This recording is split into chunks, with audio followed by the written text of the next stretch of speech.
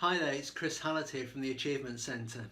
And a lot of people ask me why I do what I do.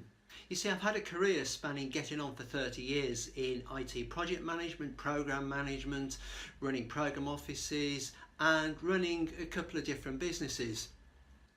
And when people ask that question, obviously there's a couple of key points in my life that determine why I do what I do. But I actually want to take you back, come back with me to 2009, and we sat in an office here in Wolverhampton, and this office is at the top of a factory, and we sit down in a big leather sofa. You know, one of those sofas that exude honesty, integrity. You know, it's part of the makeup of our business. And in front of me is the big oak captain's table. And there, sat behind the table, is the owner of the business. His name's John. And sitting there, we can hear in the background the hubbub of the traffic outside, people in the factory, and the sun streaming through the window because it's a beautiful spring day. And this time of the year, it's May in 2009, it's particularly important for me because it's in May that my wife and I got married. So I always notice the weather more in May than I do at any other time. And I've been called into that office and my mind's racing because I'm not sure what's going to happen. Now, just a few months earlier, this man, John, after a series of meetings, had said to me, Chris, I want you to run this business. I don't want a consultant. I don't buy and I don't hire consultants. I want you to run this business as the managing director. And he said to me, he said, Philippa has told me about your credentials. And if she says you're the right man for the job, I trust her. And for me, you're the right man. So as we sit there and I wonder what's happening, I see on the desk a white envelope. And in my world, in business, white envelopes usually mean one of two things. It's either a pay rise, and bearing in mind, John had just asked me when I started up this business, he said to me, name your price.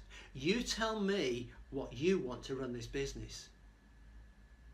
So I was pretty sure it wasn't going to be a pay rise, and the only other possibility was the other end of the spectrum, because I know what's about to happen. So John sat back in his chair and he did one of those things, you know, where people put their hands behind them and they lean back and they look and stare at you. And that's exactly what John did. And his eyes were piercing across that table at me. And he picked up the letter and he handed it to me. But he made sure that our hands never engaged at the same time with the letter.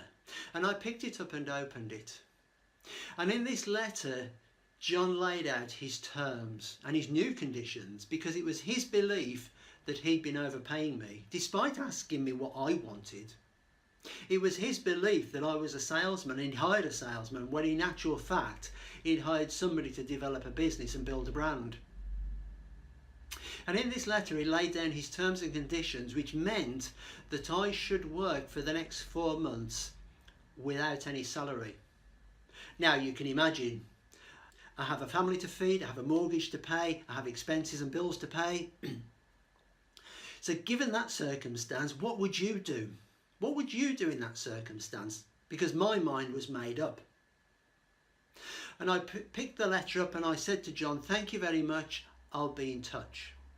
My mind was made up, absolutely crystal clear, and I walked out of that office with my business integrity, my honesty, my own personal values around business intact.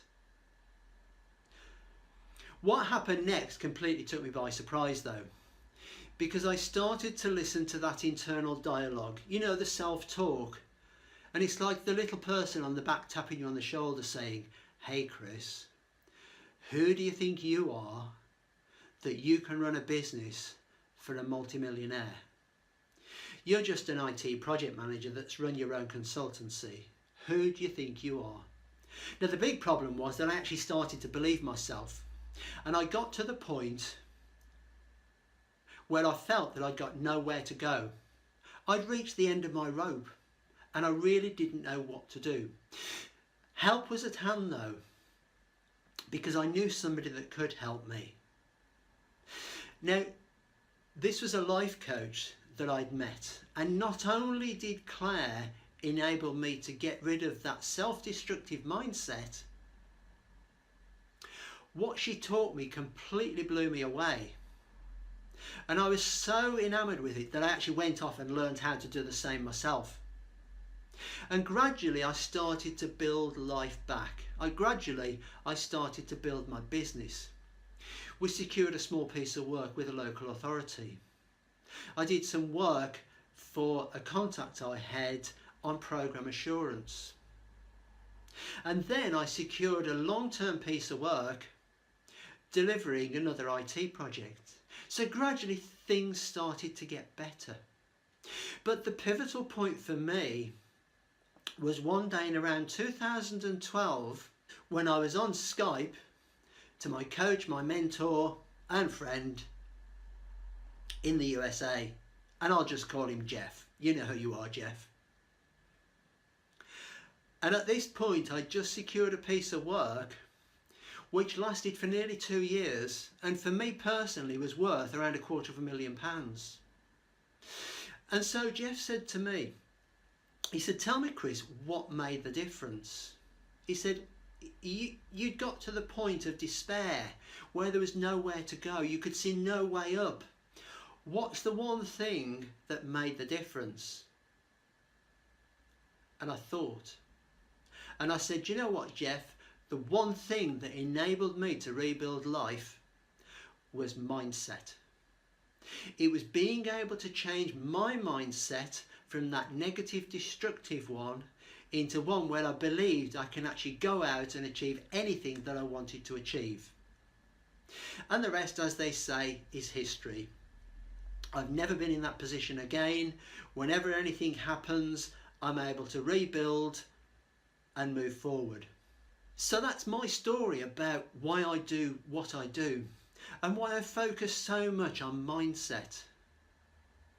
Now obviously if you want to find out more about that, about how I work, about what I can help you with, how I can help you, just go to the section on this website and it says Discovery, and book a discovery session with me and we'll explore what sort of problem you're dealing with or what it is you want to achieve, and how we can work together and how I can help you. This is Chris Hallett from the Achievement Centre.